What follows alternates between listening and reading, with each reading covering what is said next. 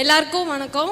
என் பேர் அபிநயா. நான் வந்து நடந்து முடிஞ்ச குரூப் 4ல் வந்துட்டு பாஸ் பண்ணி இப்போ நான் வந்து ஜூனியர் அசிஸ்டண்ட்டாக ஒர்க் பண்ணிகிட்டு இருக்கேன். நான் வந்து காலேஜ் எஜுகேஷன் டிபார்ட்மெண்ட் எடுத்திருக்கேன். சார், நான் லாஸ்ட் இயர் குரூப் 4க்கு இங்கே டெஸ்ட்டு போடும்போது நீங்கள் இங்கே வருவீங்க. எல்லோரும் நான் வந்து சாரை பார்த்துருக்கேன், நீ வந்து பார்க்கலையா அப்படின்னு கேட்பாங்க. பட் நான் வந்து இல்லை, நான் பாஸ் பண்ணிட்டு தான் நான் வந்து உங்களை பார்ப்பேன் அப்படின்ற வைராக்கியத்தோடு நான் இருந்தேன். இன்றைக்கி என் கண்ணு முன்னாடியே நீங்கள் நிற்கிறீங்க. பட் என்னால் அதை இன்னும் ரியலைஸ் பண்ணவே முடியல. உங்களோட மோட்டிவேஷ்னல் வீடியோ வந்து எனக்கு ரொம்ப ரொம்ப பிடிக்கும். ஒவ்வொரு முறையும் நான் வந்து லேசியாக இருக்கும் போதெல்லாம் உங்களோட மோட்டிவேஷ்னல் வீடியோ தான் என்னை ஓட வச்சு இன்றைக்கி நான் இங்கே நிற்கிறேன் அப்படின்னா அதுவும் one of the reason.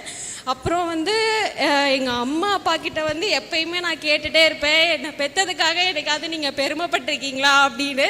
So நான் இப்பயும் கேட்குறேன், என்னை வந்து பெற்றதுக்காக என்னைக்காவது பெருமைப்பட்டிருக்கீங்களான்னு. ஸோ எனக்கு ரொம்ப ஹாப்பியாக இருக்குது. எங்கள் அப்பா வந்து இந்த டைமில் இல்லை, அவர் ஃபாரினில் இருக்கார். நான் அதனால் எங்கள் அப்பா வந்து இந்த இடத்துல ரொம்ப மிஸ் பண்ணுறேன். இன்னொரு ரீசன் வந்து என்னென்னா, ஜேபி அண்ணா நீங்கள் என்னை நிறையா முறை வந்து என்னை திட்டியிருக்காங்க. ஆக்சுவலாக அதை விட நிறையா நான் மனசுக்குள்ளே அந்த அண்ணனை திட்டியிருக்கேன். எப்போ பார்த்தாலும் திட்டிகிட்டே இருக்காரு அப்படின்னு.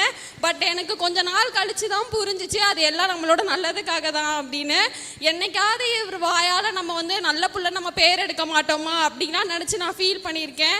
நான் வந்து அப்பாயின்மெண்ட் ஆர்டர் வாங்கினதுக்கப்புறம் நான் மெசேஜ் பண்ணேன், இந்த மாதிரி நான் சென்னை போயிட்டேன்னா அப்பாயின்மெண்ட் வாங்கிட்டேன்னு. ஸோ தேங்க்யூ ஸோ மச் அண்ணா.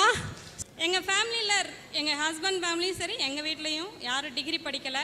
அதுக்காகவே என் 2 பிள்ளைங்களையுமே ரொம்ப கஷ்டப்பட்டு 2 பேருமே படிக்க வச்சோம். இந்த அகாடமி வந்துட்டு இன்னும் நிறைய பேரும் புகழும் பெற்று சிறப்பாக இருக்கணும்னு நான் கடவுள்கிட்ட வேண்டிக்கிறேன். ஆகாஷ் சாரோட பணி இன்னும் சீரும் சிறப்புமாக நடக்கணும். வேலை செய்யலை அப்படின்னு சொல்லி பிள்ளைங்களை திட்டாதீங்க, அவங்கள படிக்கிறதுக்கு முக்கியத்துவம் கொடுங்க ஃபஸ்ட்டு. என்னோட ஒப்பீனியன் அதுதான். நன்றி.